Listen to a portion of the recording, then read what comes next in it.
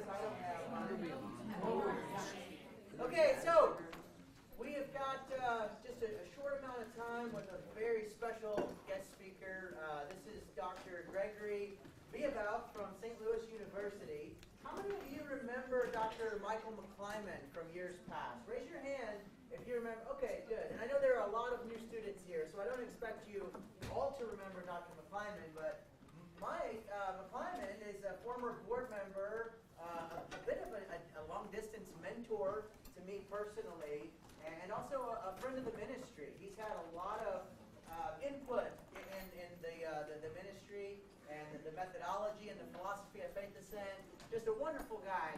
So I asked Mike, I said, who's going to be a good substitute for you since you're out of the country and you can't hang out with us? And he said, well, you know, one of my colleagues at SLU, Dr. Gregory Beabout, is a brilliant man, and he has a heart for young people as well, and he communicates with young people well, and I think you two should meet. So we had lunch, the three of us, talked about a few things, and the result is the lecture that you are about to hear.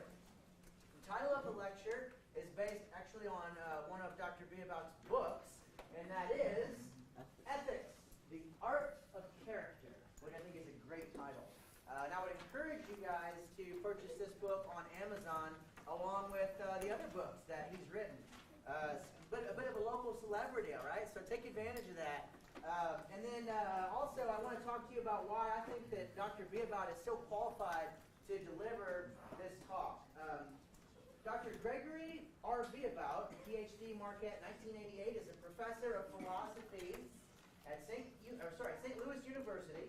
Dr. Beabout has received many awards for his teaching and service to students. He teaches and does research in ethics, on Kierkegaard, personalism, and Catholic social thought. Informed by his engagement with the history of philosophy, some of his work involves applying personalism and the tradition of the virtues to business and the professions. His research and publications are in the areas of ethics and social philosophy. Dr. Beabout has 9 books as either author or editor, including the one we mentioned, Ethics, the Art of Character, Applied Professional Ethics, The Character of the Manager, Freedom and Its Misuses, and Virtue Ethics in Business and Management. David, I know your interest is piqued just by listening to these book titles. Oh, yeah. Ethics is my thing. I know. You guys should talk afterwards. So, and by the way, Greg is a member of Our Lady Queen of Peace Catholic Church. So the title of his talk is Ethics, the Art of Character, as I mentioned. And the questions that we're addressing are, among others, what is character? How do we cultivate character? Why is character so important to the Christian witness? And that all being asked, Dr. Beabout, come on up. Okay. Thank you for your time, too. Yeah. I'm not sure I could live up to that introduction. Thank you. It's an honor to be here. It's great to work with Jeremy. And they say you can't judge a book by its cover. And as Jeremy said, I've got, 9 or there's another book just coming out. But look at the cover of this book. I actually really like some of the books. Sometimes they don't even ask me what do I want on the cover. But this one, I do really like the cover of this book. My main goal is to answer the questions that Jeremy said. What is character? How's character cultivated? Why is character so important to our Christian witness? But I'm going to do that by encouraging you to reflect on 2 ancient lists. I want to talk about a list of 7 arts and a list of 7 virtues. Right? So here's my book. Here's how the book opens. The first line is, you can't learn ethics from a book. The book is published by Bloomsbury. They had a boatload of money because they published another series of books. What was it? Harry Potter, that guy. So then they're like, all right, we'll publish your book on ethics. So I send the publisher And they're like, wait a minute, you want us to sell a book about ethics, and the first line says, you can't learn ethics from a book.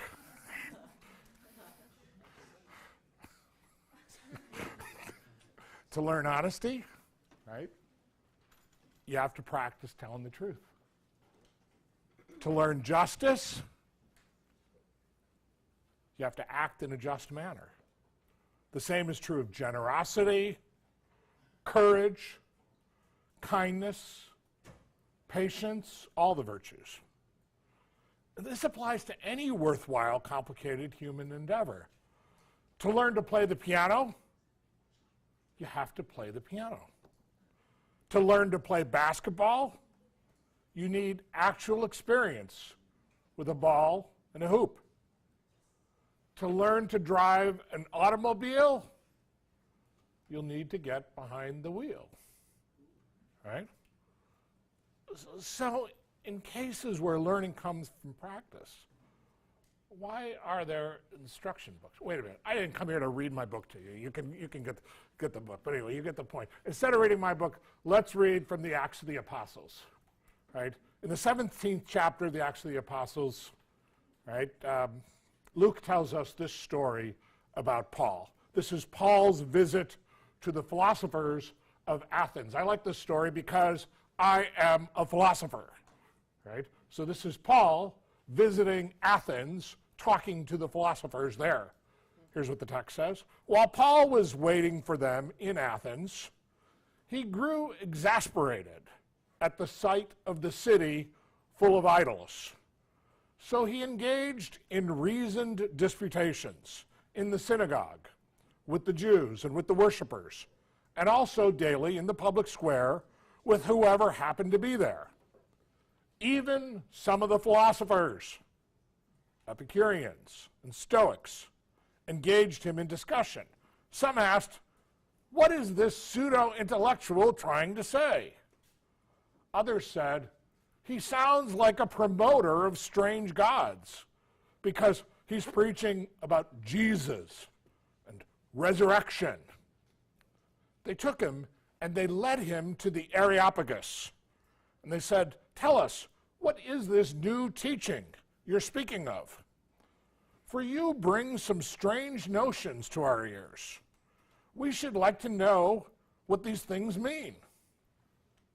Now, all the Athenians, as well as the outsiders who lived there, used their time for nothing else but talking and listening to the latest new ideas. Right?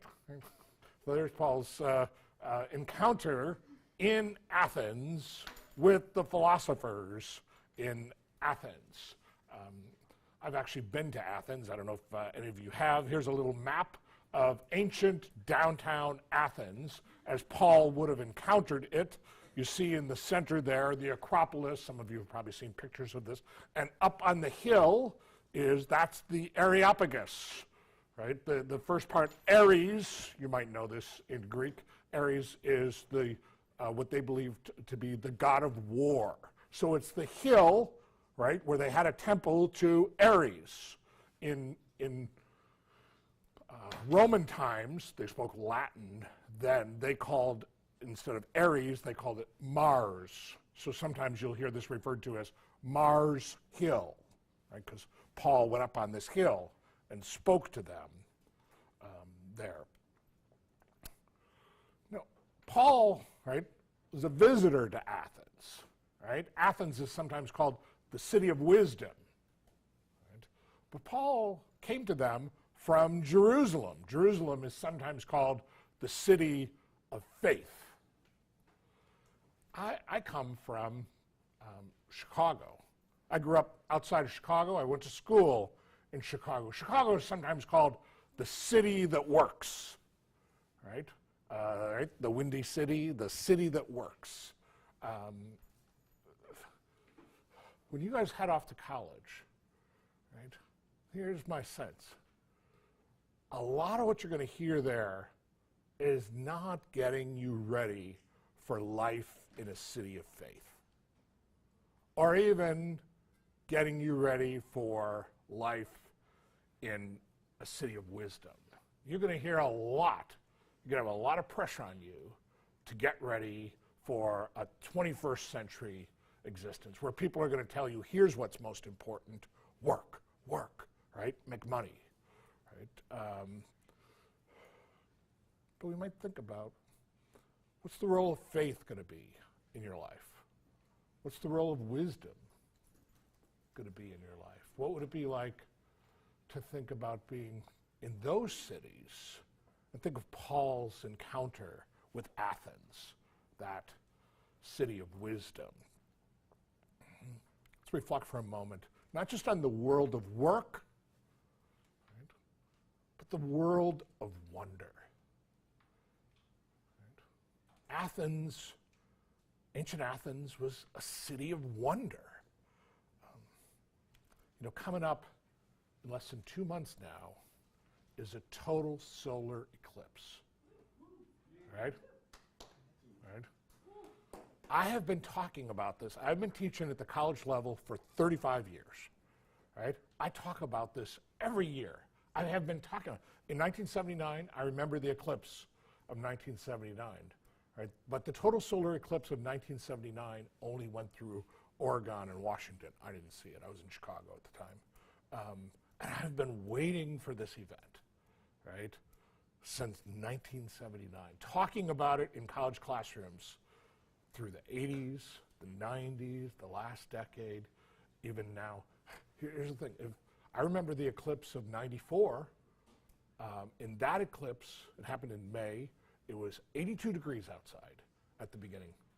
And as the eclipse developed, the temperature dropped to 68 degrees.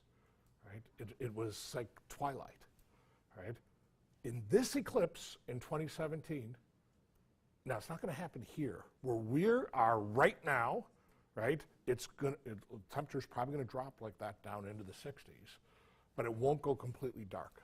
A mile or two away from here, boom, total darkness. You'll be able to see the stars. Middle of the afternoon, 1 o'clock in the afternoon, Monday, August 21st, total darkness, right? Just the sense of wonder that people are going to have. Whoa, it just seems amazing. The middle of the day, right? I would really encourage you on that day, right? Some of you are going to be back in school, but I sure hope you're able to get into the path of totality to see total darkness. Last time it happened here, do you remember it? 1440s, before Christopher Columbus came here, right? Next time it's going to happen in St. Louis, 500 years from now, right? Although there is going to be one near Carbondale, Illinois in 2024. But just, so I partly want to conjure up this sense of wonder to help you see the way people of the city of Athens encountered the world with that sense of wonder. Let's contrast the world of work and the world of wonder. The ancient Greeks had different words for the intellectual excellences that are associated with these two worlds. The Greek word techne, it's like our word technology, right? Technical expertise. The ancient Greeks were interested in, especially with techne, like medicine, right? The art of medicine.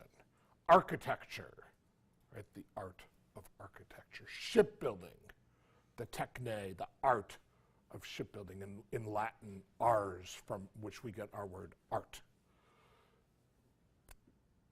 But they also thought about this question. Suppose we'd solved all these technical problems.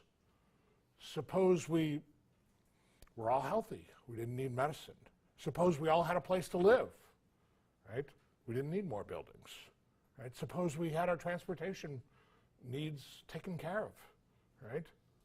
What would we do with our minds then, right? The word they used for this is Sophia, right? Wisdom.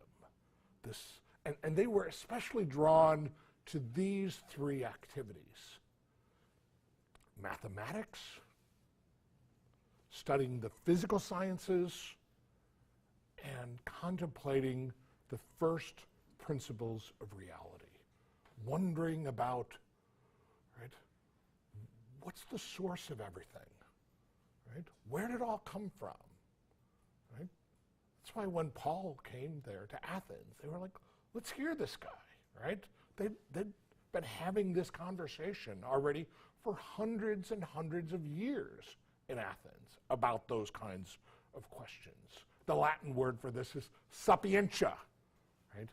When you hear our species referred to as Homo sapiens, right? The sapiens is this Latin word for wisdom.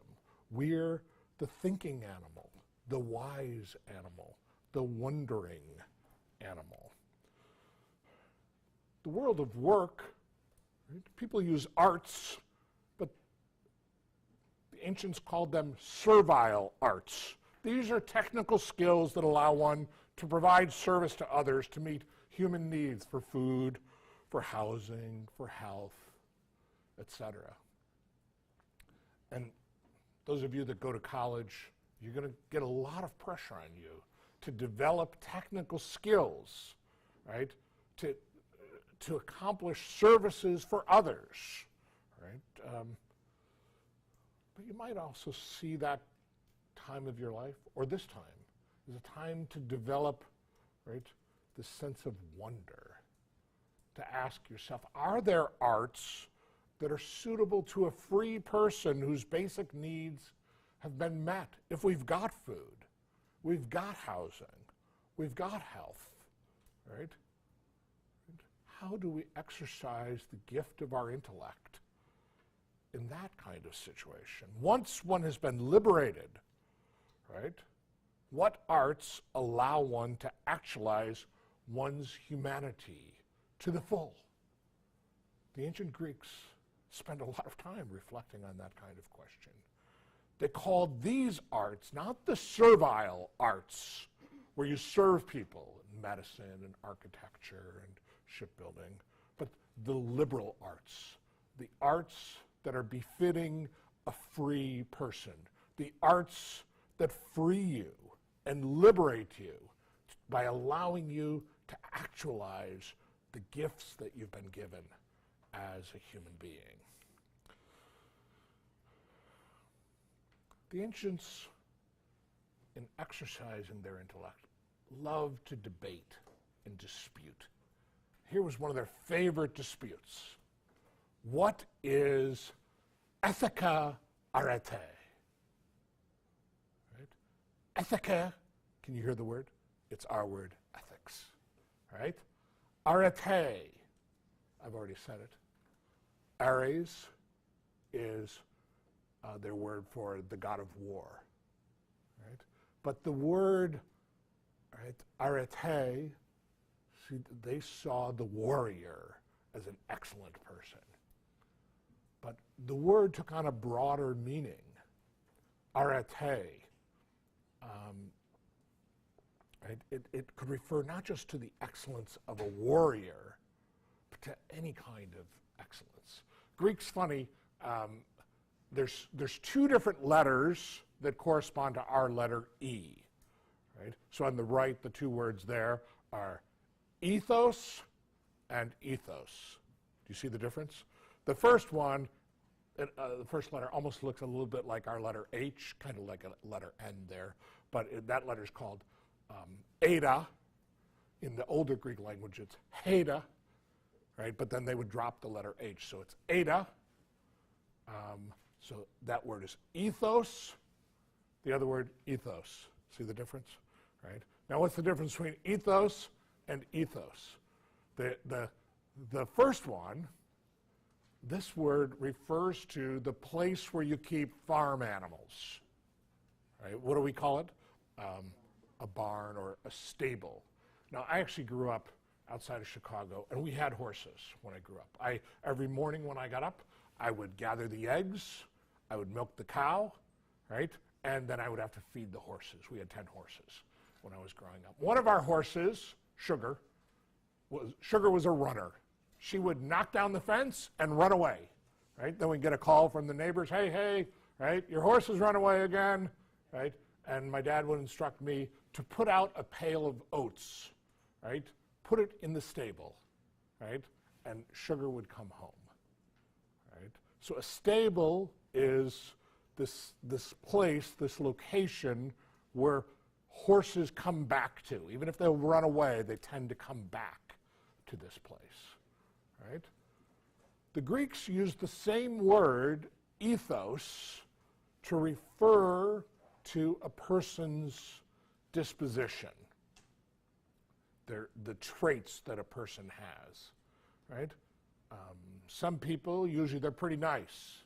They may do something mean now and again, but that's really out of character. They'll come back, they'll come home to their stable disposition. So ethos it's who you are. It's your character, right? So the Greeks would debate this question. What is ethike arete? What is excellent character, right? What's the best ethos to have? What is ethical excellence, right? In Latin, the word for arete is virs, V-I-R, right? And so in virtus, they had this Latin word. And so in English, we say virtue, right? Virtue of character. That's our question here. Here's what the very ancient Greeks thought. They thought ethike arete was to have the excellence of a warrior. Look at this guy. He's strong, he's built, he is cut, right? You don't want to mess with this guy, right? But they use the very same word, arete, right, which means like a warrior, excellent like a warrior. They would use the exact same word, arete, to describe, do you know who this is? Helen. Helen, so beautiful, her face launched 1,000 ships. The arete of Helen is her beauty, right? This is Pythagoras. The arete of Pythagoras, right, is his intellect. Pythagoras was a mathematician. Not only was he good at counting, he had a great mind for counting. You studied in school, right? The Pythagorean theorem. Do you see it right there in the lower right? Do you see 3 squared? Do you see the square with 3 on each side? And then 4 squared, right, equals 5 squared. You see it below? You see the triangles? You see how it's got it there? Pythagoras was also a musician. You see his musical instrument there, the lyre, all right? And an astronomer, right? And so they saw in him the excellence of someone who'd activated their mind to understand the world that we live in through numbering things, through counting. Here on this Grecian urn, look at the musicians that are there, the excellence of a musician. Here's the athlete, Milo, the excellence of an athlete. This is Pericles, the great Greek statesman, outstanding at speaking to people, a leader of the people, the excellence of a statesman and a leader. This is Socrates, the great Athenian thinker, the excellence of a thinker. Here's Alexander the Great. The ancient Greeks looked at him and they saw all these excellences combined. You can see in him a warrior, but he's not quite as tough as the very ancient Greek warriors. He was also a scholar, right? A speaker, a leader, right? One trained in music and astronomy, an athlete, and so forth. So we can think of excellence associated with all these different roles. Think of the roles that you're going to have in your life. Some of you may find yourself called to be mothers or fathers. I think it's easy for us to think about what excellence of character goes with someone who's a great mom. Maybe you had a great mom. I look at you, I can see some of you, you're going to be great moms. Even if you didn't have a great mom, there's a sort of gift in being able to recognize that your mom wasn't always great, because that teaches you that if that's what you're called to, that you can be a great mom, or if you're going to be a great dad, right? You have some sense of what that is. You're going to wear a lot of hats in your life. I don't know if you're going to be a cowboy or a Viking or a safari guy, right? But some of you might be called to a military life or to serve in the police or business or something. And there are excellences that go with all of those things.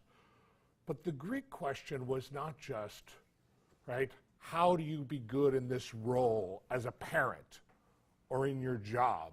What are the character traits that it takes to be excellent, right, in this role? But are there character traits that are required to be excellent in human life? That was the question they were trying to figure out. That's what they meant by this question. What is virtue? To answer this question a little bit, I want to tell you a story. A story about this guy here, this character, right? We'll call this the story of the chess-playing child. The story comes from the philosopher Alistair MacIntyre. It goes like this. Imagine that you've been charged with caring for this child, I don't know, 7, 8, 9 years old. He's bright, intelligent, precocious, right? His parents are going out. They say, okay, can you help us care for this child while we go out for a while? Okay, all right. All right, what are we going to do to pass the time? Let's play chess. I don't want to play chess. Well, have you ever played chess before? I don't like chess. Well, how would you know if you've never played? What do you like? I like candy. Okay. Tell you what, here's how it's going to be. I'm going to teach you how to play chess. Right? Then we'll play chess. Right? At the end of the game, I'll give you 50 cents. We can go across the street, and you can buy some candy. I'm going to play in such a way that it will be possible, but not easy, for you to win. If you win, you get $1, 2 pieces of candy. So motivated, the child agrees to play and plays to win. You play the game, end of the game, 50 cents, cross the street to the store, candy. Mom and dad come home, right? Good. Next week, again, you visit, another game of chess, 50 cents, candy. The next week, again, right? Another game of chess, another piece of candy, right? Now, one day, you're in the middle of playing, right? While you're playing, right? Knock on the door. Uh-oh. So you get up, you answer the door, see what it is, right? You come back, sit down. Wait a minute. Is that really? I thought I had more pieces than that. Whose move is it anyway? Child says, my move. Child moves and says, check. And you realize you're trapped. You see what just happened? Right? Yeah, you just got schooled by a 7-year-old, right? Child sticks out his hand and says, give me $1, right? He wants 2 pieces of candy, right? Next week, you come back, another game of chess, but you think, I'm not getting up. I see what kind of person you are, right? Okay, right? Week after week, you're playing again. Now, you show up one week, the child says, all right, let's play. Say, sorry, I'm out of money. No 50 cents, no $1, we can't buy candy, we can't play. He says, I don't care about the candy. I don't care about the money. Come on, let's just play the game. Let's play. Right? So, you play the game. You're in the middle of the game. And it's a really good game. It's tight. You're going back and forth. And then, knock on the door. Now, if you get up and answer the door, under these circumstances, will the child be tempted to cheat? No. Why not? Well, there's no candy involved. But there's more than that. The child has undergone a transformation. What has the child learned? Right? How to play the game. Right? Not just how to play the game, but why to play the game. The child has learned there's something great in the activity of playing chess. There's something worthwhile in the very activity. Those of you that are chess players, right?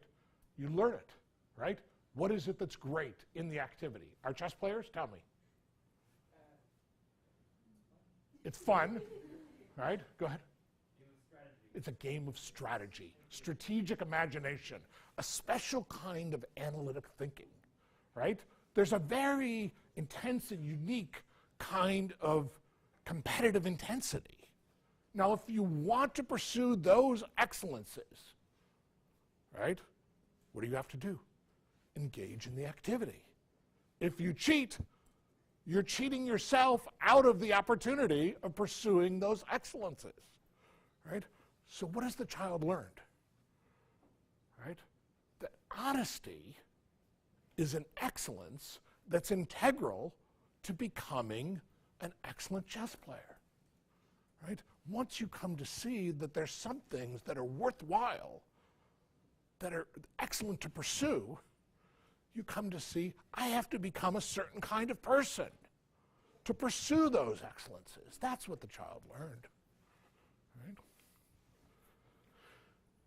I've just drawn a distinction between two different kinds of goals. Some goals are results, right? Like getting 50 cents, getting a piece of candy. But some goals are in the performance, right? That the goal is doing the activity. Right? And with that, we can draw a distinction between two different kinds of activities. Instrumental activity, let's say you want to get two pieces of wood together, right? Okay, we'll hammer them together. We'll get a nail and we'll hammer them together. The swinging of the hammer at the nail, the hammer is an instrument that helps you accomplish the goal that you have, this result of getting the two pieces of wood to stick together. But sometimes the goal is the activity, doing the activity, like playing chess. What is a virtue? A virtue, then, is an acquired personal quality that allows one to engage in worthwhile practices and activities that have an autotelic purpose, where the purpose is in the activity. Right. So that's what I mean when I say you can't learn ethics from a book, right? How do you learn ethics? By engaging in worthwhile activities and then seeing, wow, to really get good at this activity, I have to become a different kind of person. I'm going to keep going. I'll come back. And I'll come back, okay? So, the Greeks like to debate these questions. What is a virtue? Sometimes they asked, is it a gift that you're born with? Or is it acquired through practice? Can it be taught? Or do you get it some other way? Gives rise to other questions. Are there worthwhile practices and activities that have an autotelic purpose, right? Purposes that are worthwhile in themselves. Some of you had questions on these. I want you to hold on to those questions, and I'll come back to them. We might ask ourselves, what social practices help us realize distinctively human powers? I want to point to 7 of them. Okay? These are the ancient 7 liberal arts. Right? The ancients loved these lists, and they loved lists of 7. Right? So they would divide it into 3 and 4. The older part of this list is called the quadrivium. Quad is 4. Via, way. These are the 4 ways, right? This is Pythagoras. We've already met Pythagoras, right? Pythagoras, you know, is a mathematician, right? He was an expert in counting, in numbers, in arithmetic, in mathematics, right? They would use numbers to count how many.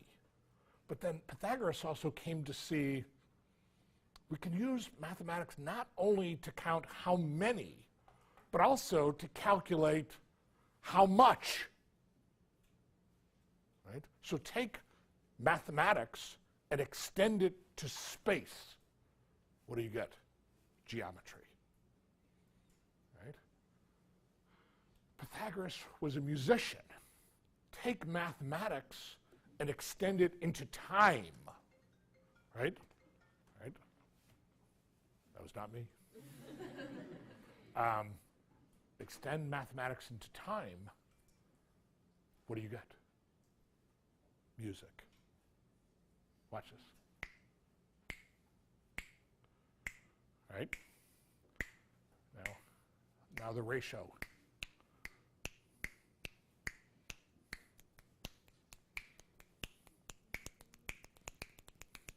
Right? It's mathematics, right? Now, extend mathematics into space and time. What do you get? The ancients thought astronomy, right? The study of the heavens. They look to the stars. They look to the heavens to understand the world in mathematical terms. Older than Pythagoras, the first philosopher we like to think was Thales. Thales, we don't know when he was born. We don't know when he died. We don't have any of his writings, right? We have others writing about him, and we know this.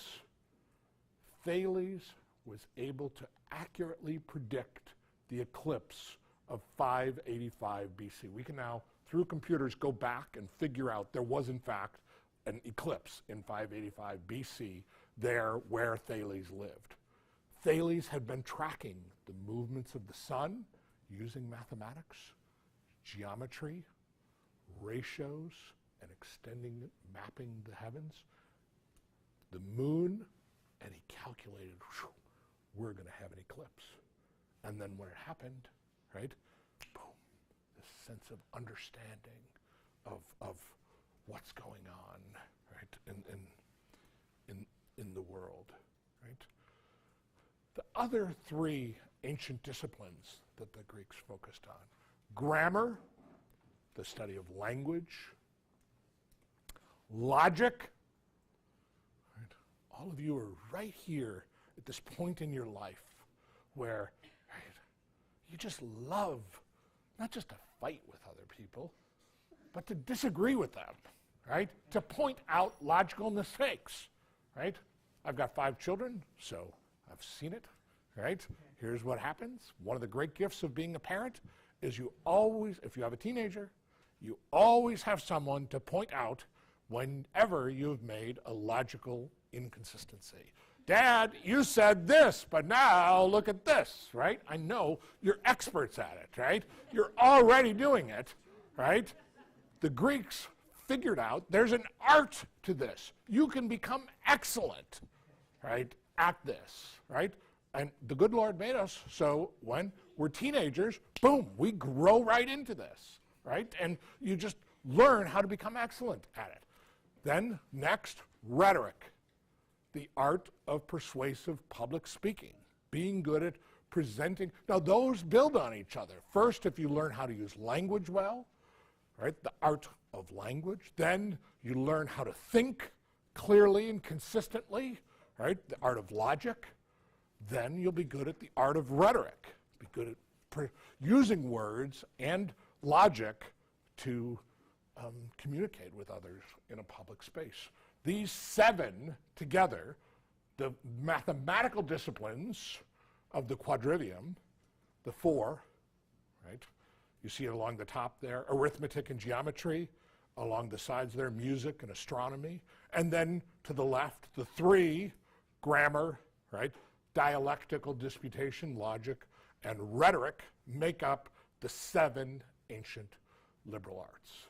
To pursue those activities, those are worthwhile activities. Now, I know. My mother was a school teacher, right? And a lot of people, when they go to school, they think, I don't know that reading and writing and arithmetic is really a worthwhile activity, right?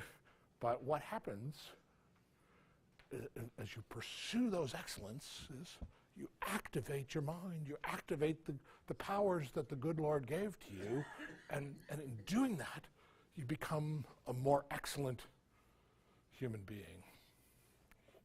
I told you can't judge a book by its cover, but look at the cover of my book.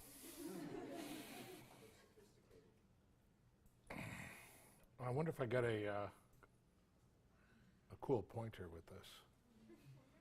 Do you think I? Yes. How do I do it? Are you asking about a laser pointer? Yeah.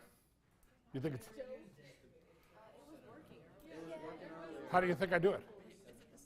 How's it work? Is someone showing real quick? Do you know how it works? Go show them. Does anyone know? I'll give it a shot. I'll give it a shot. Oh, maybe the center button. Oh, look at that.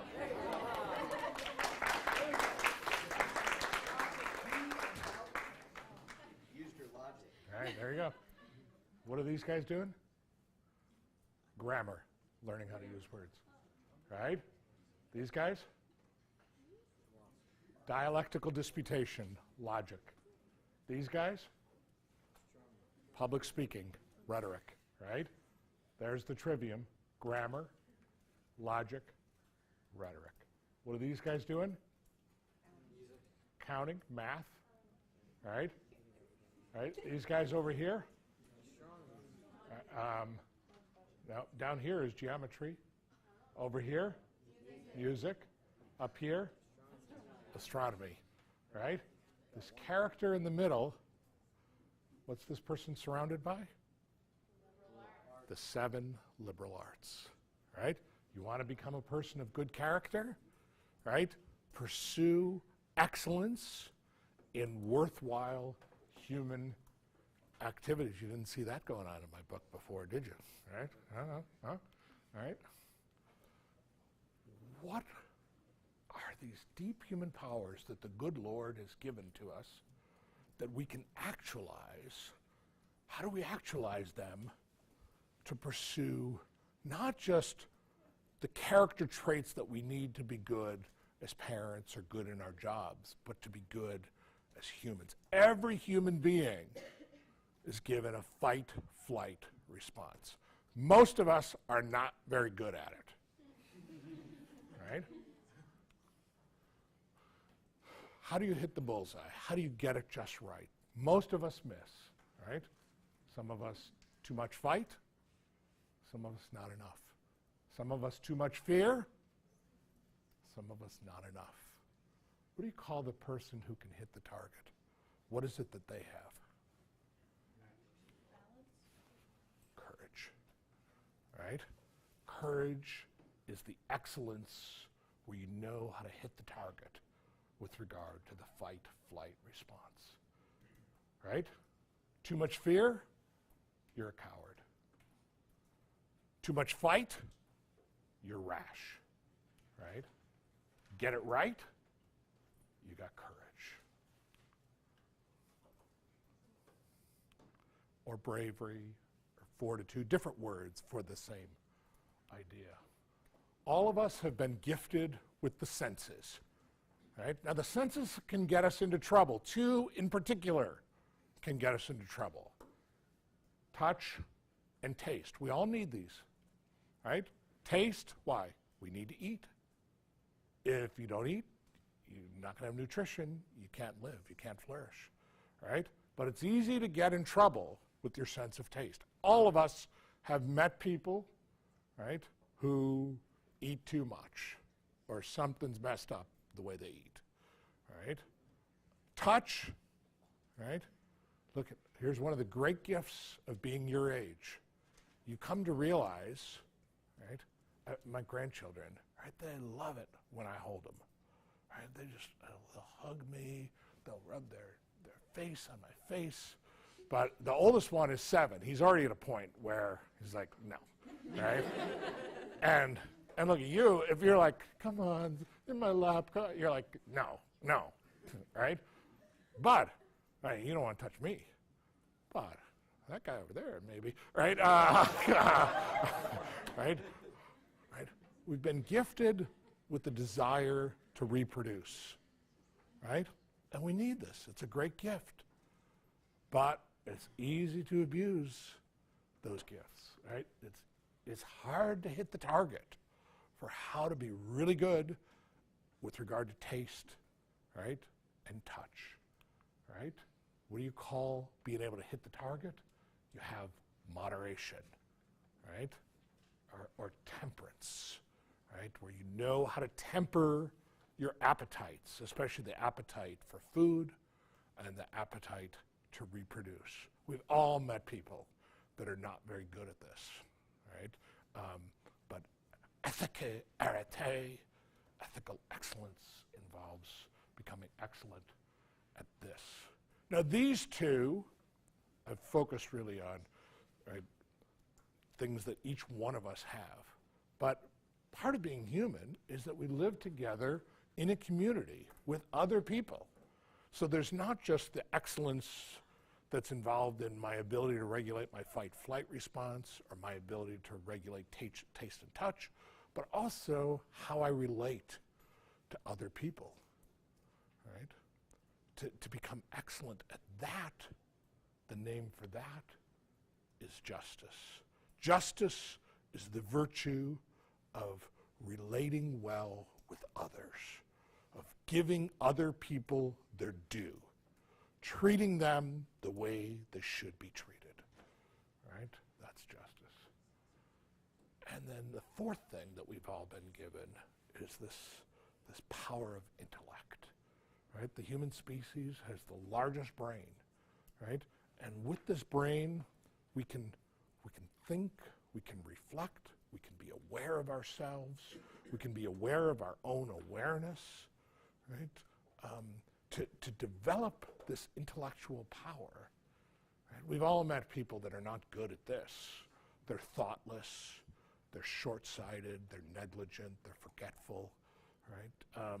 But to become excellent at this is wisdom. Now the Greeks had several words for wisdom. I already referred to Sophia, right? But they had another word, phronesis, right? That's this cool word here, phronesis. It means wisdom in action, knowing how to act, knowing how to do the right thing at the right time, in the right way, for the right reason, with the right passion. That takes phronesis. Cicero, the ancient Roman statesman, when he was translating Greek into Latin, he translated this providentia, right? To have like providential foresight. And then it later became contracted. Providentia became prudentia, prudence. Now, when we hear this word, we sometimes think this is after, like in Victorian England, they would think prudence is like you're a prude, right? You're like, ew. But what the ancients meant by this kind of wisdom is wisdom in action, right? So what have we got here? These are the 4 cardinal virtues. Every one of us as human beings have to deal with fear and flight, right? With the urge to attack and the urge to run away. The excellence there is fortitude, or courage, or bravery. Every one of us have to deal with taste and touch. Look, she's got these 2 jugs of water and wine, and she's balancing them well with temperance, right? Every one of us have to get along with other people. Look at Lady Justice has this scale here, the scales of justice. And here, Prudence, look at how funny this is, right? Lady Prudence is looking at a mirror. Why? Because to be able to reflect, right? This is one of the great lessons you're in the middle of your life learning right now, right? To reflect before you act. Think before you act. Look in a mirror. Ask, I'm probably going to be a parent one day. Do I want my children thinking that I did this? Do I want to be the kind of person that my children are aware that I did this? Look at her face. She's got the face of a young woman, but the back of her face is the face of an old man. If you can just kind of always keep an old man in the back of your head, right? And think about, I'm going to be old one day, right? Do I want to be the kind of person that does this, that I'm contemplating doing right now? That is a nice lesson in how to become a person of ethical excellence, right?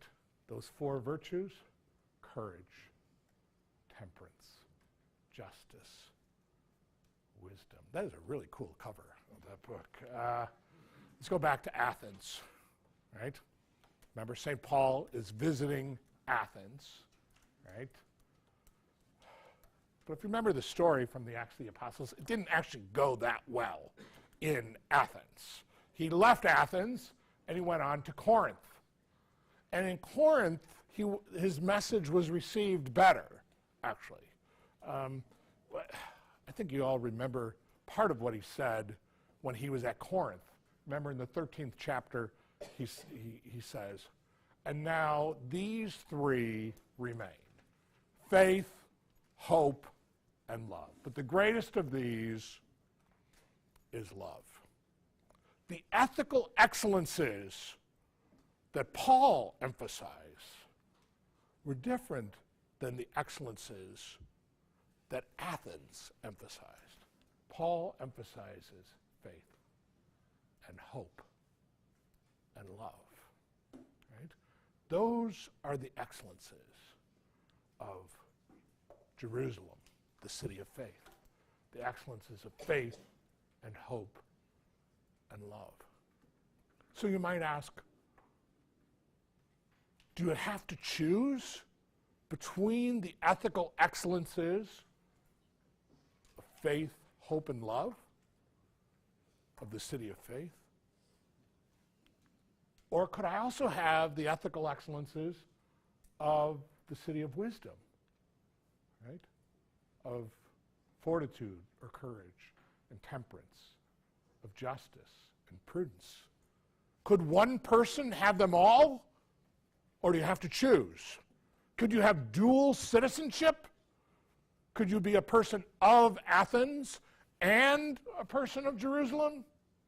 Could you be a citizen of a heavenly community and an earthly community at the same time? Are the two compatible, or do you have to pick one set of virtues or the other? Right? The tradition has taught these 7 go together. My kids, when they went through Scouts, right? This was years ago. The scouting organization has become more complicated in some ways since then. But they still have these ceremonies where they light 7 candles. And they would read off these 7 virtues. The cardinal virtues: prudence, justice, fortitude, temperance, the ones I went over. The theological virtues: faith, hope, and love. Right? So I told you at the beginning, my goal was to give you 2 lists, a list of 7 arts and a list of 7 virtues. So I feel like I've done it. We're just about done. It's time to wrap up, right? I've got these 7 liberal arts, right? The sort of STEM-based ones, the math ones: arithmetic, geometry, music, astronomy. The language-based arts: grammar, logic, rhetoric. And I've covered 7 ethical excellences, 7 virtues. These, the so-called 4 cardinal virtues, the virtues of Athens. These, the 3 theological virtues, the virtues of Jerusalem. Right? Look at here. We got faith, hope, love, along with those 4. That's a really cool. Maybe you can judge a book by its cover. I'll leave you with the challenge. I want to ask you to imagine your life as a work of art. You know, the good Lord is an artist. In the work of creation, he created the world. That's his work of art. On the sixth day, he created human beings. He created each one of you in his own image and likeness. What does that mean? He made each one of you like him. Right? He's intelligent. He's got freedom. That's what it takes to be an artist. To be intelligent, to have freedom, to be creative. And he gave that to you. And he asked you to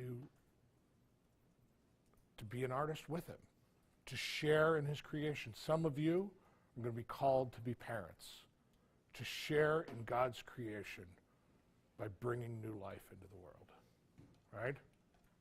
Some of you, right, are going to have a special call to be stewards of one part of the earth or another. Some of you are going to own property, going to be called to take care of that property, right? But all of you are called, right, to be a steward of your own life, to be an artist. The main work of art that you're going to produce in your life is your life, right? You're reaching that point in your life when less and less it's your parents and your family, right? They're going to be shaping the work of art that is you. And more, it's you. Through your deliberate decisions, right? You're forming the work of art that is you, right? I want you to think about it like this. If for all eternity, if you could come face to face with the Lord and say, I give you this gift. You've given me this gift. I want to give you the gift of what I have made with my own existence, the existence that you gave to me, right? There, it seems to me, is an insight into what ethica arete is, the excellence of being able to take the gift of your life and make it a presentable gift to the Almighty forever. Most of the story I've focused on Athens. I talked a little bit about Corinth. Here's Jerusalem. This is Paul's journey here. I want to give Paul the last word, but by referencing two of the more northern places he visited, Philippi and Rome. At Philippi, his letter to the Philippians, Paul says, finally, brothers and sisters, whatever is true, whatever is worthy of respect, whatever is just, whatever is pure, whatever is lovely, whatever is commendable, if something is excellent, arete, or praiseworthy, that's the word that Paul used there, arete. Let your mind dwell on these things. In writing to the Romans, Paul wrote, the journey of life is hard, and Paul knew it. He said, we know that suffering produces patience. Patience develops strength of character, right? Ethos, ethike, that's the word he's using. Character strengthens hope. And hope does not disappoint because God has poured out his love into our hearts. Thank you very much. We're going to take a 5-minute break.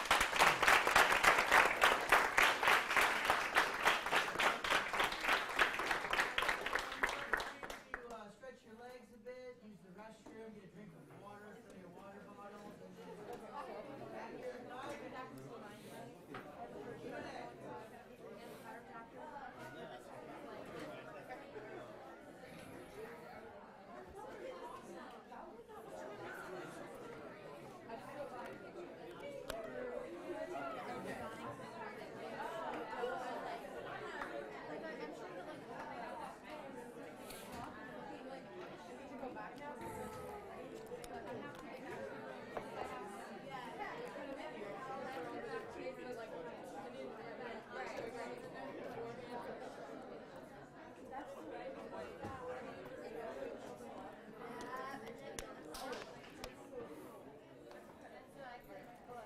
love what you talk about. That's like my favorite thing. 'Cause Thank I'm you. really obsessed with like ancient things and stuff. Very good. Very good. And like character is something really important to me. So I really like that. Where did you go to high school? Are you in high school? Actually, I just graduated. Okay. Where'd I'll you? be going to Northwest. Okay. College. Okay. Where'd you go to high school? I went for 2401 North. Okay. Very good. Very good. Thank you. Well, thank you. Thanks for saying those kind words. Can I get a picture real quick? Sure.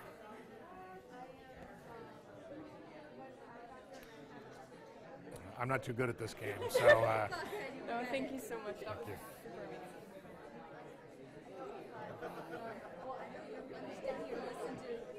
Thank you. Come down and ask questions, so I just come down to be Yeah. speaker answers.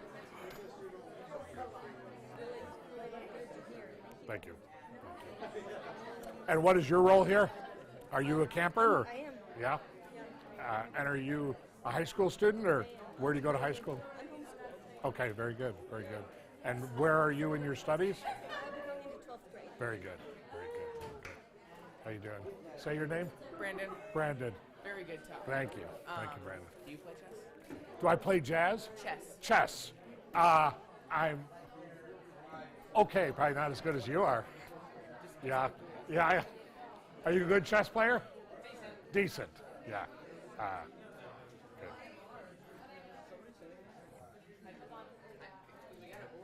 Yeah. Okay. All right.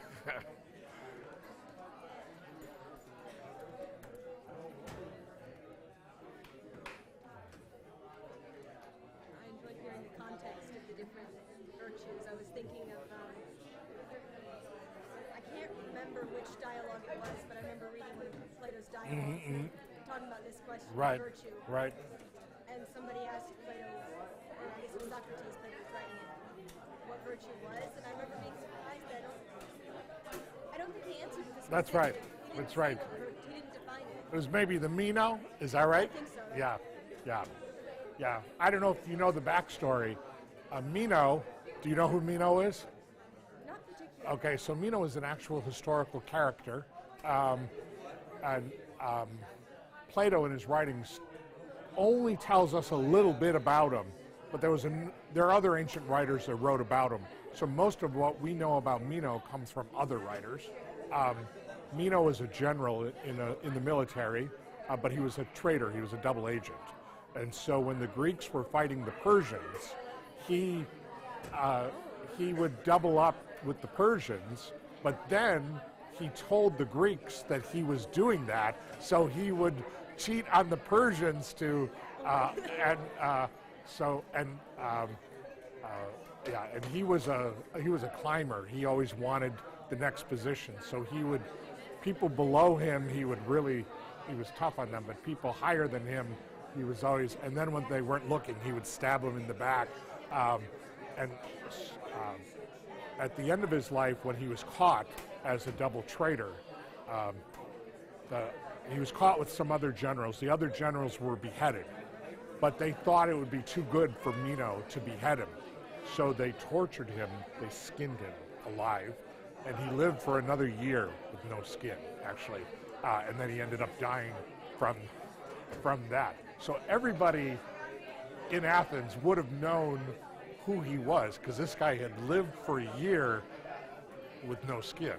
And so when he begins by asking Socrates, can virtue be taught? If you remember, Socrates' response is something like, well, it's curious that you would ask, because it would be like, I don't know, if there was some famous villain now, like a Osama bin Laden, right, were to ask someone, can virtue be taught? Everyone would be like, well, that's curious that you would ask.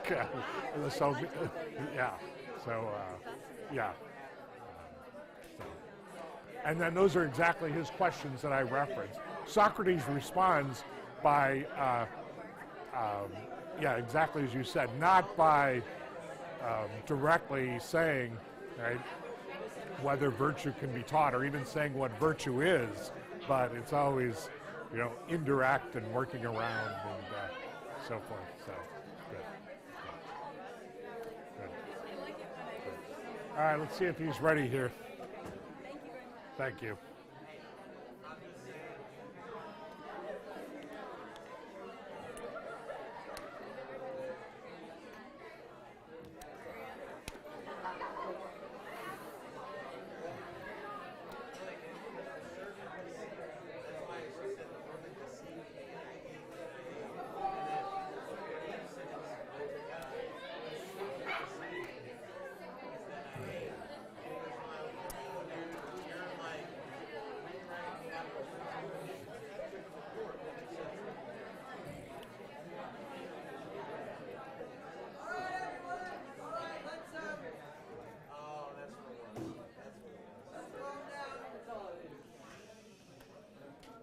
Okay, so we're going to take another 20 minutes or so to ask Greg some questions, Dr. Beabout some questions.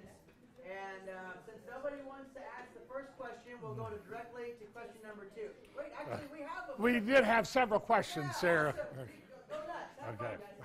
fun, guys. There were 2 in, let me go here, and then I'll go here and here. Go ahead. I was just going to ask, I was writing down notes. I was going to ask if you could go back a slide to write it down. Uh-huh. So you did cover it later, and I managed to get it written down, so I think we're good. Okay, go ahead. Share the PowerPoints. Got it. with everyone. Yeah. I was wondering, as character is tied to morality, Mhm. and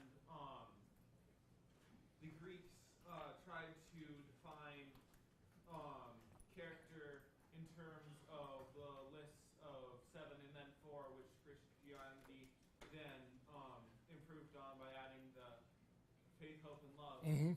Do you think it is possible in that way from intellect and common sense to deprive lists of virtues and by extension morality from just common sense and intellect? Yeah, St. Paul takes up the question himself in his letter to the Romans, right? So he talks about... Dr. Beabout, Uh, so sorry to interrupt. yeah. Could you repeat the question? Sure. So the question is, the Greeks had a list of virtues that they came up with through reflection and common sense and ordinary human experience, but then St. Paul refers to other virtues, right? Faith, hope, and love. So the question is, do you think that we can come up with a list of virtues, right, just through reflecting on our humanity and not having to rely on faith? And I think it's a really excellent question. And here's St. Paul's answer. So you might expect St. Paul to say, as he does, right? Faith is a gift. Hope is a gift. Love is a gift, right? But he also says, right, that written upon the human heart, right, there's a law that every human being can understand. So I think there's some virtues, like the 4 cardinal virtues that I emphasized, that are accessible to every human being. All the wisdom traditions of the world, right, believe in some version of these kinds of virtues, right? But that alone, I don't think, gets you the message that St. Paul had when he was in Athens. He was there to preach Jesus and to preach resurrection. I don't think you get Jesus just through reflecting and getting ordinary reflection on humanity. You don't get resurrection that way. Those are gifts of faith. So that would be my answer. I'll come here, and then I'll come back. Go ahead, David. Was that right? Oh, no, right here. You first, then her. So you mentioned those seven things that you said kind of expand the mind and bring about virtue, such as The 7 liberal arts. Yeah, the 7. Yeah, because I had 2 lists of 7 going. Yeah, go ahead. And so all of those are very extensive, very extensive. That's things right. That you could spend multiple lifetimes researching alone, and obviously all of them have traits within them that are valuable that the others don't offer. And I was wondering, how would you recommend taking how to balance out our time with all of these different things while still being beneficial within a certain field? Yeah, so a couple things to say. Partly, you've been working on this for years. And there's a reason we call it grammar school, right? Because that's the time of your life when you need to take up the study of grammar and mathematics. And then as you become a teenager, right, it's good to turn to logical disputation, right? You naturally want to fight at that age anyway. And so learning the art of logic, right, and getting good at disputing, right, and learning right, the other mathematical skills, moving from just straightforward counting to geometry as your mind matures and so forth. I take it you're already right in the middle of that. And but also as you're moving into college, I wanted to push back somewhat against the sort of things that are emphasized in a culture like ours, with this heavy emphasis on work and being useful and being productive, to also keep alive the sense of the world of wonder, right? Just to develop the habit of one day a week, right? Set aside a day of rest, right? Right? Make it a Lord's Day, and contemplate, right? In those things. So in some sense, it is the work of a lifetime to continue, right, your study of grammar, your study of logic, your study of rhetoric that never goes away. I have a grammar book on my bookshelf. I read grammar at night, right? And I tell my students, you know, you think you pass that by in life, but to come back to those lessons again and again, right? Even when you're an adult, to go back and read books of mathematics and to become fascinated by number, the order that's in the world. I think that's right. But also in doing that, seeing that there's some things that are worthwhile in themselves is a way of cultivating your own character. Question back there. So you mentioned like the good teaching of logic. What are some books that you would recommend so that we can learn more about your teachings on that? Yeah. So one of the other books that I mentioned there, I had the books on the quadrivium and the trivium, right? So this little book here on ethics that I mentioned is part of a larger book called Trivium, and Trivium is a collection of 7 books. So it's got a book on logic, it's got a book on grammar, it's got a book on rhetoric, and so on and so forth. And each one of those books include within it a bibliography that point to other writings that you can continue your studies. There's a question here. Go ahead. So you were talking a lot about how when we go to college, it emphasizes the world of work. I've been blessed enough to be going to UMSL for a year now. I'm part of their program called the Honors College, which is basically instead of you're sitting in a lecture and you're focusing on a certain field, you have to be exposed to different fields and different forms of thought. And it's more of a discussion-based class where people of different backgrounds and beliefs can discuss. Do you think that this is a direction that college is moving? And what is our responsibility as Christians in those environments? Got it. So there's 2 parts to the question. She said she's in a program at UMSL in their honors college, right? And because I had said you might encounter this sort of heavy emphasis on work and the world of work. But colleges are complicated places, right? And so the way you've described the honors college, it sounds to me, and I'm not as familiar with the program there at UMSL, but it sounds to me like that's heavily influenced by the liberal arts tradition, the same liberal arts tradition that I was trying to extol. So I take it if your professors heard my talk, they would resonate with at least some parts of what I had to say. And so, yeah, so I think that's part of my response. But I think it's also fair to say I've been on UMSL's campus, and it's a complicated place. There's plenty of people there that are not extolling the liberal arts. They're extolling other features of the world of work. Yeah. So I don't know if that answers your question. There's a question here. So clearly there are virtues that are not within the list of the 7 virtues, and I know that it's not supposed to be an all-encompassing list. That's right. And there's possibly some redundant areas within the 7, the 7 liberal arts. So I was just wondering, so obviously they aren't supposed to be all-encompassing lists, but I was just wondering what it is that sets these virtues and these Good, good. Yeah. So let me divide the list of virtues, and then I'll say a little bit, because your question partly has to do with the arts and partly has to do with the virtues. Let me first answer with regard to the virtues, okay? And I would distinguish between the cardinal virtues, the four, and the theological virtues. So the tradition of the three theological virtues just comes from the 13th chapter of Paul's letter, the passage that I quoted there about faith, hope, and love. But the four cardinal virtues, right, the name cardinal comes from Ambrose.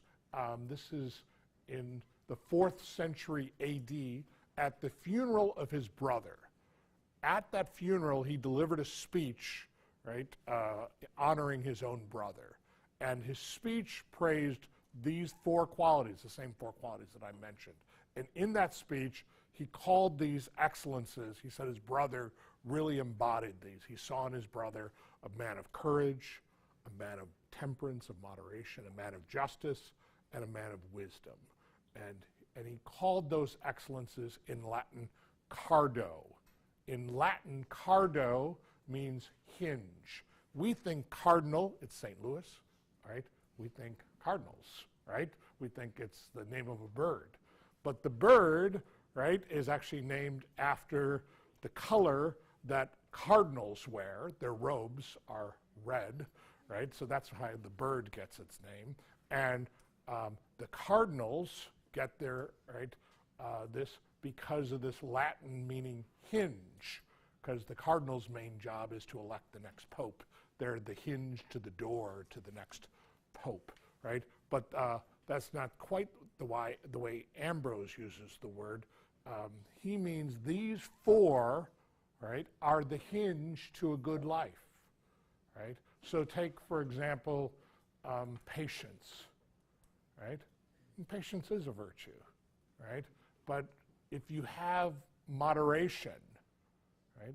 Moderation principally has to do with moderating taste, food, right? And touch, right? Reproductive desires, right? But if you have that, right, moderation, then that is a hinge that'll open up patience, where, because sometimes it's difficult to put up with some people or something, and you need to kind of moderate your tendency to get annoyed at them, right? So patience is not the same as moderation, but if you develop moderation, it makes it easier to develop a virtue like patience. And there are many, many other virtues that are like that. Take gentleness, right? Or here's an interesting virtue to think about. Here's a question. Is it excellent to be aware of your own excellence? It is really easy to get this one wrong, right? We've all met people who think they're better than what they really are, right? We call those people conceited, right? They think, hey, I'm so important, right? So it's not excellent to think you're better than what you are, right? But we've also met people who aren't aware of their own importance, right? They don't even see in themselves that they're, right, they're gifts from God, that their life is a gift from God, right? So this is a really hard excellence to have, to be aware of your own excellence in the right kind of way. Now, that's not one of the four cardinal virtues, but developing those cardinal virtues opens up the possibility of being able to carry yourself in a way where you're excellent in your own awareness of your own excellence, right?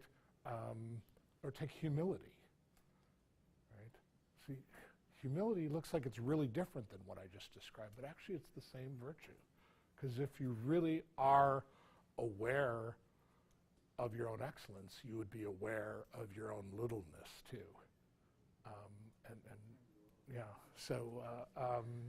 So those four cardinal virtues, they open the hinge.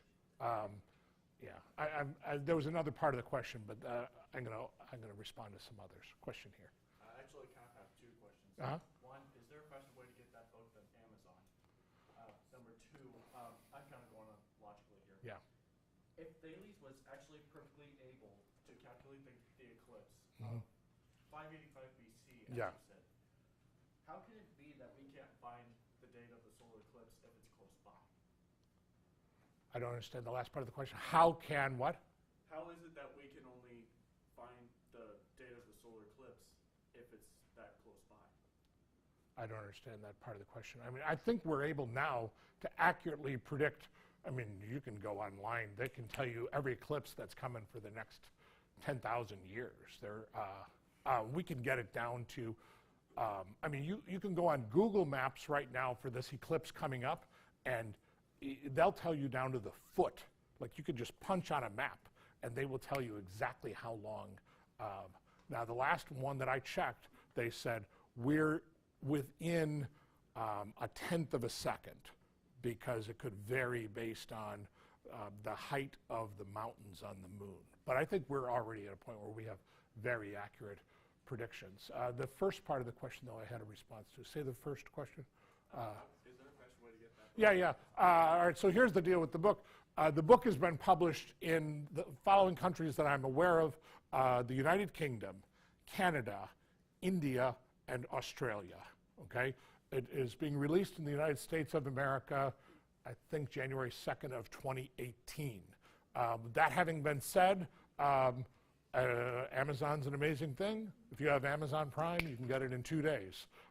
So there are companies in the United States that have copies of it, either they're Canadian copies or British copies, but on the back it'll say the price in British pounds. So you can find out, ooh, is this copy from India or is this copy from Australia or something? The American copies will come out next year. So it's not in American bookstores. The American version will come out next year. Good. Question back there. I don't know if I think of this right, but how do you distinguish between virtues that you have to practice Mm-hmm. Versus fruits of the spirit which you work and operate by through grace of Christ? Yeah, I don't know. That's a really, really good question, and I don't know that I have a really, really good answer, right? So the question is, how do you distinguish between virtues that you have to practice, right, and virtues that are gifts, right, that you get as a gift of grace from God, from Christ? And so I think the real answer goes like this, right? For those of us who are people of faith, right, we come to see at the end of the day, it's all grace. It's all grace, right? So even the virtues that I have developed through my own exercise, that I had the desire to develop them, was a gift that I didn't give myself, right? That itself was grace. So I think the real answer is there is no distinction, because at the end of the day, it's all grace. But it's tricky because here's part of the grace that you've been given. The good Lord created you in his own image and likeness. And therefore, it's through exercising your ability to pursue those excellences that that the grace is realized. Jeremy. Yes. By the way, that's a phenomenal answer. Thank you. So we're coming up to a close here, and I just had one question. Mm-hmm. I'm going to do my best to articulate this well, and I hope you can sort it out if I don't. Mm-hmm. But I'm a big fan of C.S. Lewis, Mm-hmm. and something that you said earlier just really got me thinking. You had mentioned, and you used the example of the fight or flight response, Mm-hmm. right? These are very instinctual, Mm-hmm. right? They're animalistic in Right. a way. And then you talked about you can have a little too much, or actually you can have too much or too little. And there's this other governing authority Mm-hmm. that manages these instincts, Mhm. and you talked about that beautifully. And I have so many non-Christian friends that believe that morality, ethics, etc. It's all just it's just another instinct. Mm-hmm. Mm-hmm. But this sounds like Mm-hmm. a governing instinct that's above the That's right. smaller instinct. That's right. That's Can right. you speak to that a little bit? Sure. How that points to us being made in God's image? Mm-hmm. Could you? I hope that makes some sense. Sure. so on the one hand, we've all been given our humanity. And with that comes certain very deep urges, right? The urge to eat, the urge to reproduce. Here's a little funny experiment you can do. I've got 7 grandsons. Imagine that. Don't know what's up with my kids. All they ever have is boys. Anyway, 7 grandsons. Here's what I do with my grandsons, right? The day they're born, I get to hold them, right? And then I like to do this. This is maybe mean, right? I like tickle their little cheek right here. You know what they do? If you try this on a baby, right? I mean, I've done this to my own kids. They're like 20 minutes old. They've just been in this world 20 minutes. You go like this, you know what a baby will do, right? 2 things. Step 1, they turn their head towards it. And step 2, they go like that, right? They'll like grab my finger. Right? Now, where did they get that? Right? The good Lord gives us these instincts, these reflexes. Okay? Now, look at the difference between me and a baby 20 minutes old. Right? Partly, I studied that in college. I learned about that. So these friends that you're talking to, they're probably more like the people that have studied that, and they see that we have those instincts. Now look at the difference between, right, the awareness that the 20-minute-old child has and the awareness that we have of the awareness of the 20-minute-old child, right? So our awareness in one way, right, it's like that of the child. It's like that of a dog. But in other important ways, our awareness can be aware of the awareness and aware of our own awareness. And I think that gets right to the other part of your thing, that to be the kind of being that's gifted with an awareness that can be aware of its own awareness, that can make deliberate decisions, and that you can see, if I do these things, they're going to change the kind of person that I am. I can become a more gentle person. I could become a more giving person. I can become a more loving person, right? That I can, right, alter, right, my nature in those kinds of ways is part of my own participation in being created in the image and likeness of God. I hope that answers the question. Thank you. Thank you so much.